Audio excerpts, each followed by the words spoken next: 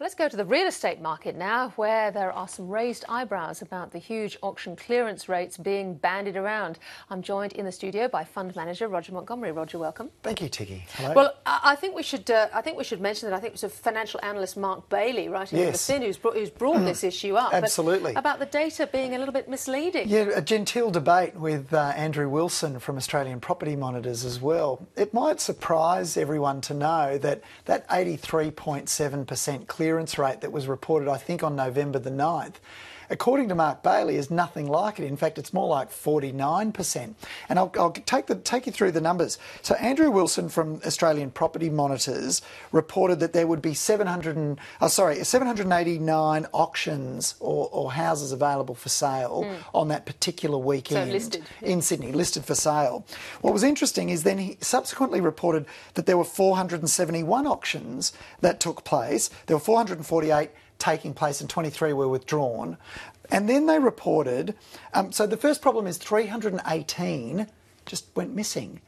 And what's interesting is the way the numbers are reported is the 83.7% clearance rate is based on the smaller number of 471 that were reported as having been auctioned or put up for sale, not those that were reported prior to the weekend. So what happened to the missing ones? So the missing ones simply aren't reported by the agents as having been put up for auction at all and having been passed in or not sold or being put up for rent because they weren't sold at auction. So those 83.7% clearance rates that you're hearing the agents report, it's nothing of the sort. There's no bubble in Sydney property or Melbourne property for that this example. Has real implications for the bubble discussion, presumably. It really does because we're nowhere near a bubble. Just because asset prices go up doesn't mean we're in a bubble. The definition of a bubble, I believe, and a bubble most importantly that becomes toxic, it's about the absence of any reflection upon the value of the property, enjoyment of its use, or its long run worth, or income from that property.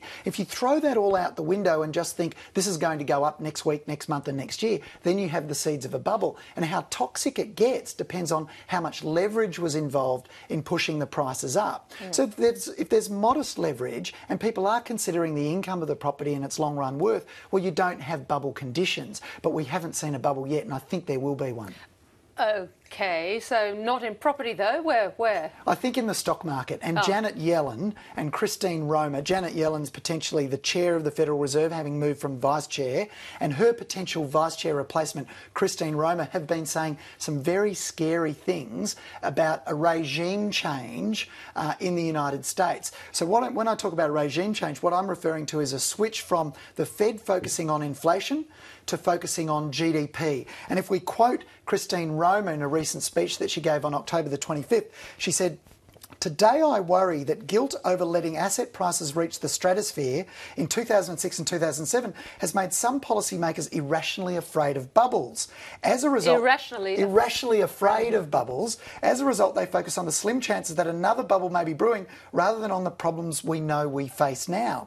And then Janet Yellen in her Senate confirmation hearing last week said, "I consider it imperative that we do what we can to promote a very strong recovery." Now that echoes Mario Draghi. You might remember he famously said, "We will do whatever it takes to support the euro." So you think these are very deliberate statements which imply that quantitative easing is here to stay for a while and that, in fact, tapering is not actually going to happen? Well, I think if we believe the potential future chair and vice chair of the Federal Reserve, I think all this talk of tapering might be a red herring. And, in fact, what we're going to see is a real bubble. And, really, we're only mid-cycle. You know, there's three phases to any rally in the stock market. Phase one is that the climbing the wall of worry where we get a re-rating. Then we get the second phase, which is EPS growth.